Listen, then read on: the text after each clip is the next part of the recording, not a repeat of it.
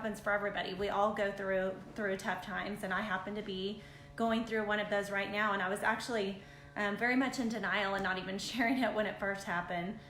Because, we have 3 boys. Most of you guys know that. Our oldest one is at the University of Alabama. Roll Tide, because we've learned with the SEC, and we've learned with the South, and we've learned with Alabama. Every time you say the word Alabama, you must say Roll Tide. So we're in our 3rd year now with that group, with that team, and with that Alabama family, and we're getting better and better at using those words. So I absolutely adore that part of the country, and he has found like the perfect home for him. When your kids go off to college and they're picking your school, it's crushing when it's far away. It's about a 9.5-hour drive, but at the same time, all you really want is to know that they've selected a place that they're happy at when they're that far away from you. So we've been fortunate enough for that. And then we've got a middle son, Drake, who is a senior in high school, and our youngest is a freshman.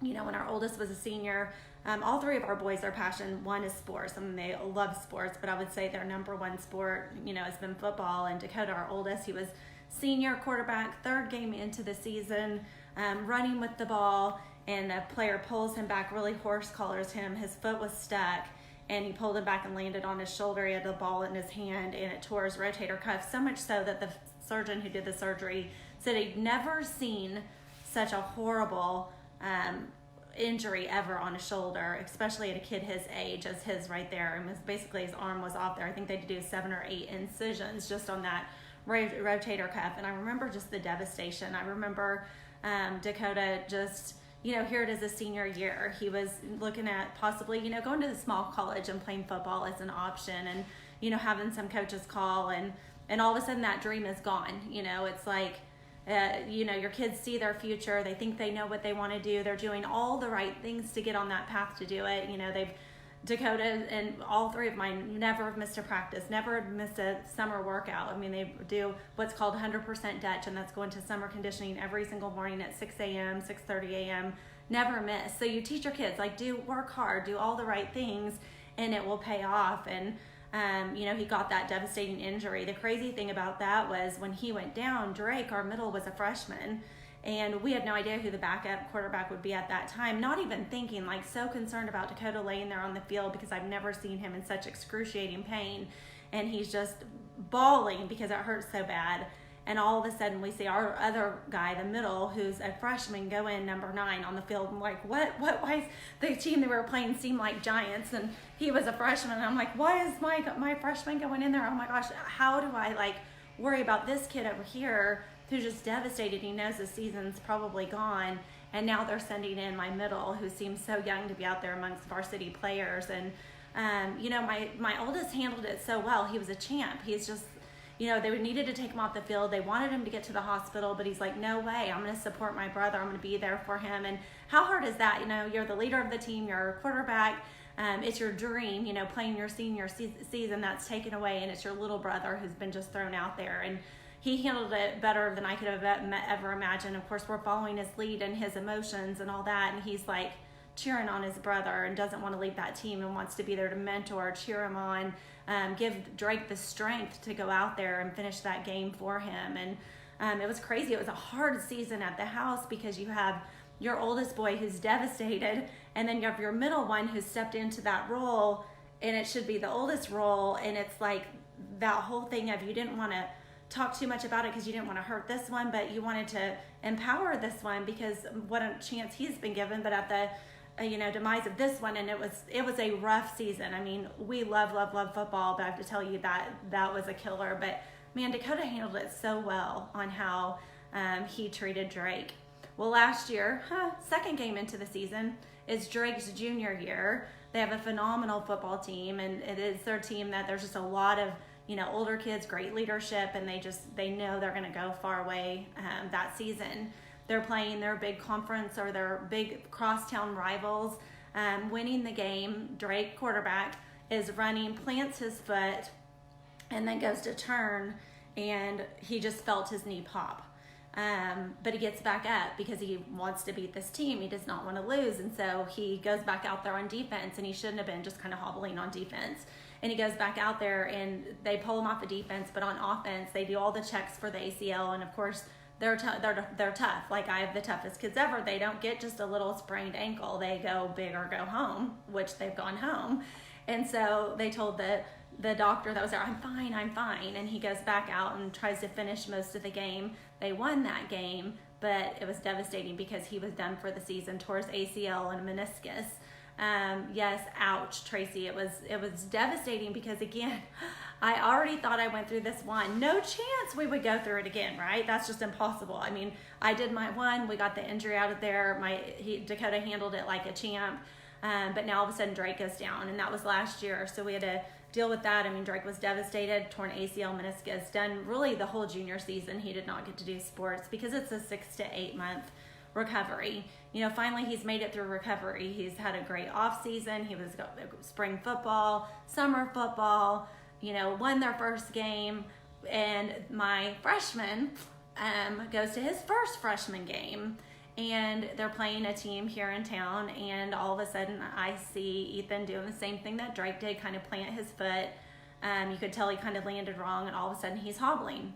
Plays the rest of the game hobbling. Like, I can see it. As a parent, you're watching your kid, when they're injured, right? I mean, you can just see it. No one else really sees it. No one knew he was injured, and he was out there tiptoeing kind of on that toe. And I'm like, oh my gosh, he's hurt. But then I thought, there's no way it's a major injury because he played the whole game, which, by the way, he threw for like 200 yards. Yay, Ethan, incredible. Because what happens there? Well, he has 2 older brothers. No way was he going to come out that field and let the brothers or the coaches tell him that he was a wimp, because what if he went to the doctor the next day and they said it was just something little? So he's going to play the whole game, and he's going to play more than his middle brother played, because then he can say he was tougher. I mean, boys are crazy in that way, right? I mean, I'm glad we raised tough boys, but at the same time, I'm like, come on, you people. And so doctor does the ACL check. No, he's fine. Or it was a trainer. And so he goes out, completes the game, go to the doctor the next day. I'm in total denial. Like, I'm sleepy that night praying, like, God, there's no way this is a devastating, like, season-ending injury. I've already done that with the other 2. I mean, on planet Earth, of all the families with multiple children, I mean, how many had all of them, all 3 have season-ending injuries? Me. It was me. It was us.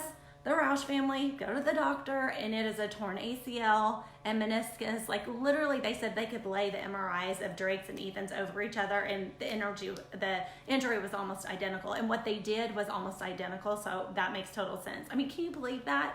So that happened about 2 weeks ago, Monday. And I've been in denial. I mean, a lot of people didn't even know he got hurt because he still played on it. And so there's probably people that don't even know he's home right now and had surgery because we were in denial. That happened on a Monday. We went to Fiji on Saturday because the doctor said we cannot do surgery on him until the swelling went down. Otherwise, obviously, would have canceled that trip.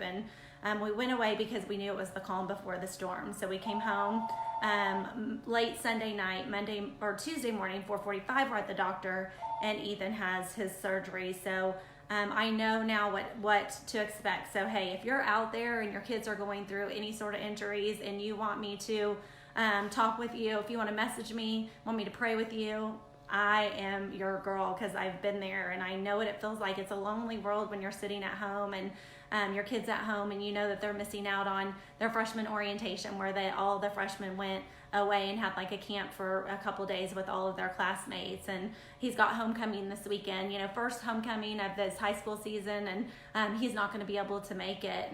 And kids are at school, and he's probably the most social of all 3, and sitting at home just knowing everybody's there, it's heartbreaking, and you feel lonely and alone. And so I get it. Like, I can relate to anybody that's going through that. So message me, and I'll give you my words of wisdom and what I've gone through. But since I went through this last year, this exact same injury, I know what to expect. First day was hard. Second day, even harder. Today, we're kind of on this slight uphill battle. But my title of this message is, you know what, when life throws you a curveball, it's what you do with it when you have it. We've hopefully raised our kids. They've seen us just try to stay positive in all things. I mean, through every test, there's a testimony. So it doesn't mean life's always going to be perfect, but it's how we handle it at the end, because people are watching, right? The other kids are watching him, and to see how he handles it. They're watching our kids. They're watching us as parents and how we handle it. And it's the cards that he was dealt.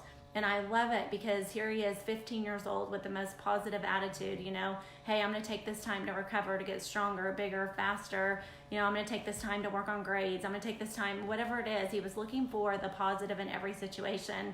And all day, every day, he's just trying to keep the most shining attitude, not whine or wince. And we're like, hey, you can whine. This is like your time. I'll spoil you.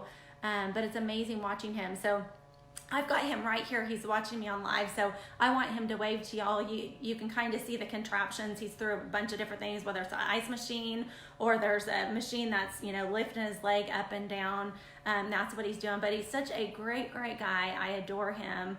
And this is just one of life's curveballs that you throw it, but it's not your defining moment. I think sometimes when we're in sports or our business or leadership, we think that's what defines us. I'm a football player, I'm a basketball player, I'm a head of this organization, I'm president of this company,